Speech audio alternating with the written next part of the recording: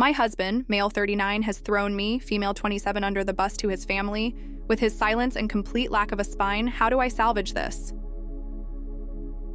My husband Owen and I have been trying for a baby for years with no luck. I would be happy to adopt, but Owen's family is against it and has influenced my husband to also be against it.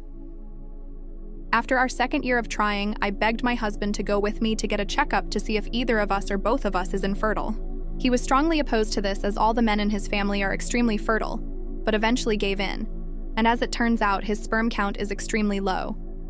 He was heartbroken, as was I, and we both got therapy. After a year of no longer trying, I got pregnant, but lost the baby, and we were devastated. Owen blamed himself and proposed that we start the process of getting into a family planning center for a sperm donor, which I agreed to. He asked me that we not tell either of our families about this or our friends, and I agreed because I would never want to emasculate him. With the help of our donor, I was able to successfully become pregnant, and we had our little girl last year. She is healthy and progressing amazingly, and I thank God for her every day. I kept my promise and never told anyone. However, Owen is struggling with connecting with our little girl. Here is where the trouble begins. Last month, when he went out of town with his brothers for their friend's bachelor party, while on the trip, Owen told his brothers about our infertility issues and that our baby wasn't biologically his. One of his brothers must have told his wife, who told my husband's mother. I don't know why she would tell my husband's mother, except that she has never liked me. Their mother then came to our house and called me a lying whore and tried to get my husband to leave with her. He just stood there silent. I told her that it was Owen's decision not to tell anyone, and she asked him if this was true again. He was silent, which his mother took as me being the liar. She then went to our nursery and started taking everything she'd ever given us for the baby back. I told her I didn't care about it, and I made more than enough to buy everything she gave us myself in better quality. This set her off, and she called my baby a filthy bastard when she said that I did something I know was harsh, but I believe she deserved it. I physically pushed her out the door. I didn't hit her, but I did put my hands on her shoulders, pushing her out the door, and threw all her shitty things out with her.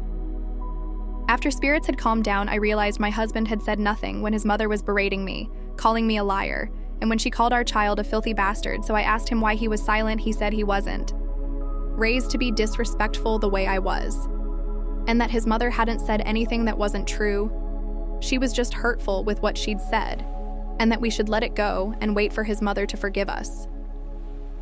I told him that I would never let it go, that his mother and anyone who agreed with her was not welcomed in our home, and that I don't need to be forgiven when I've done nothing wrong. He then said the house was his, and as the head of the family, it was his decision.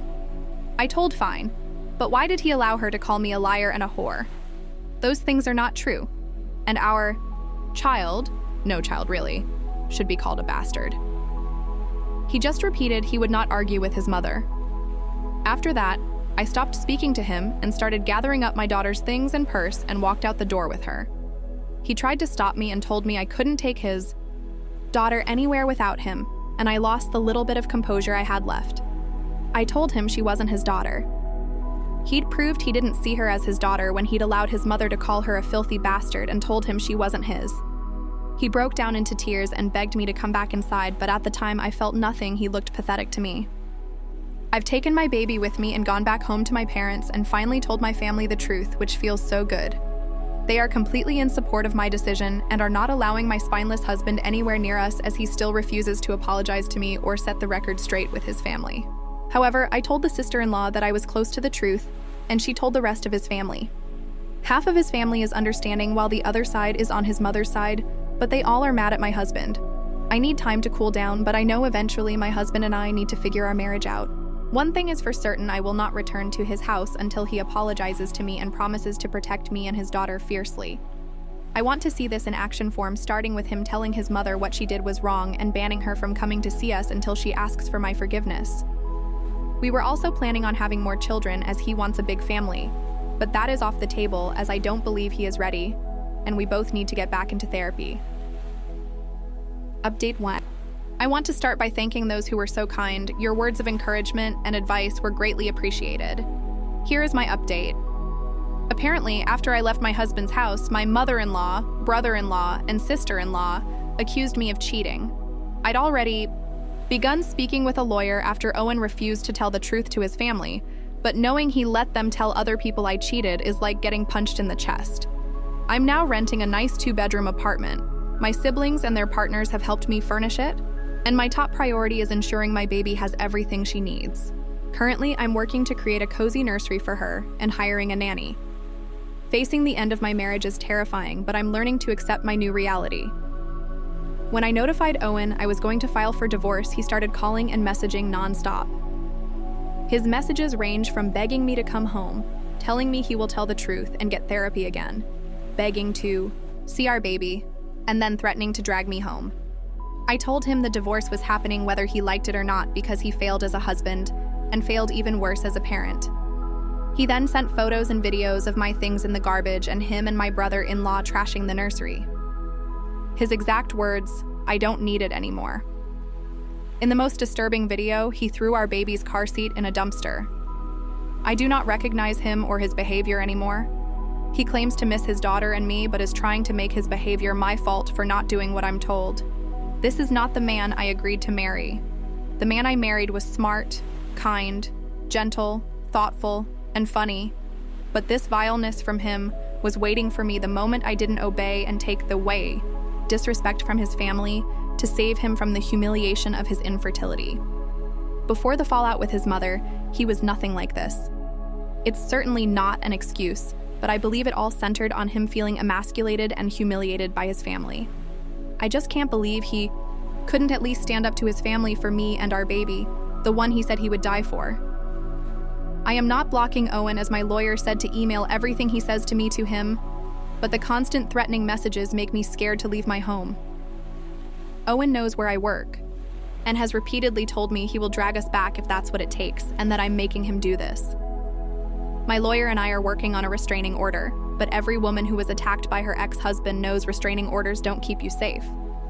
However, things took a turn when my father-in-law showed up on my parents' doorstep, and it's the reason I decided to update. My father-in-law asked to speak with me.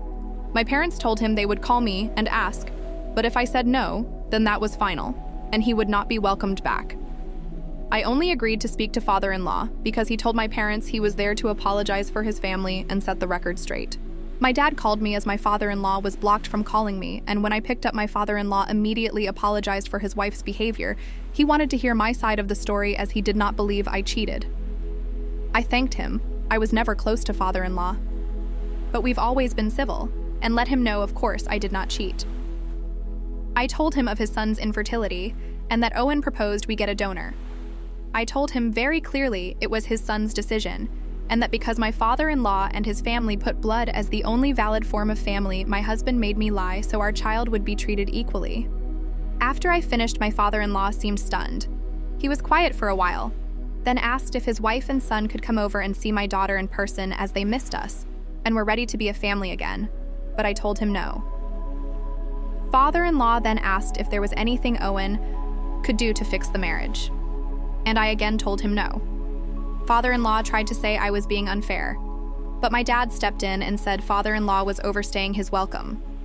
Before I hung up, I told father-in-law that his son was sending me abusive messages daily, and if he truly was sorry, then he should make his son stop. Then I hung up.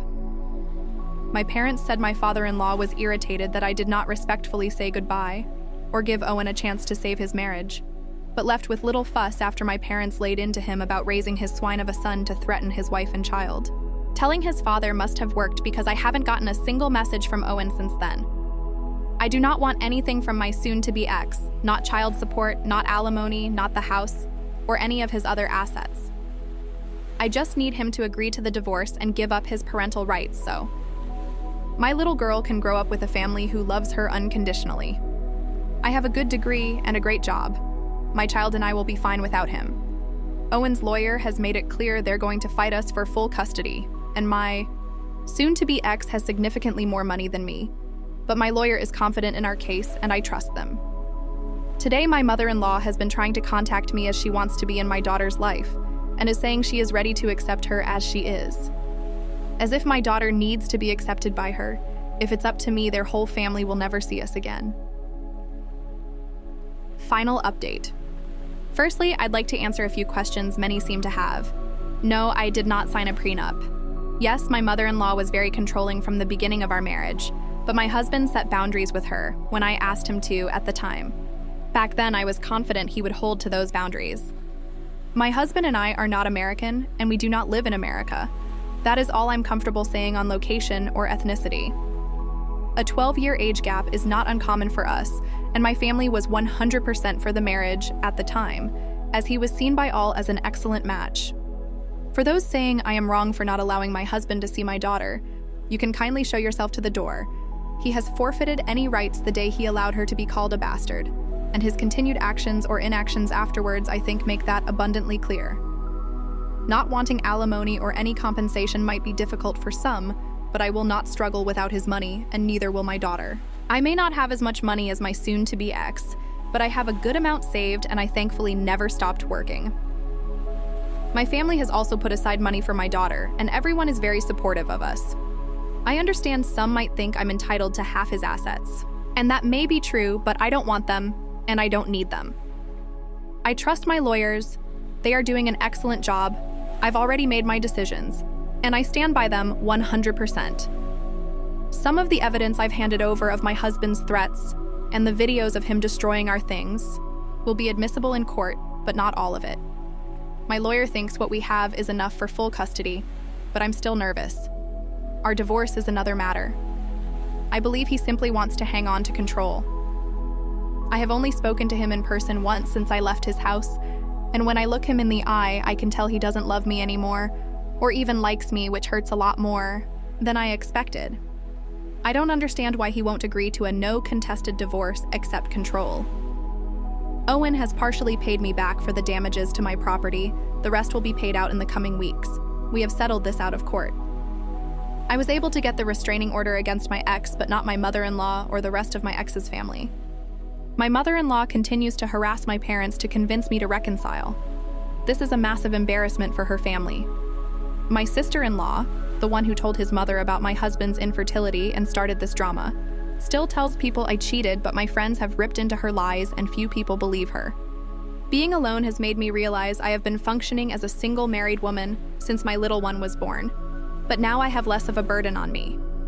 There are good days and bad days where I break down. There is much about my life before that I do miss, but I will never go back. I'm thankful the truth is out, even though it has caused me to lose a few friends as they've taken the side of my husband. They know the full truth and they still chose my husband's side. Thank you to all those that offered kind words of support. We are safe. What do you guys think? Let's discuss in the comments. Follow and like for more stories.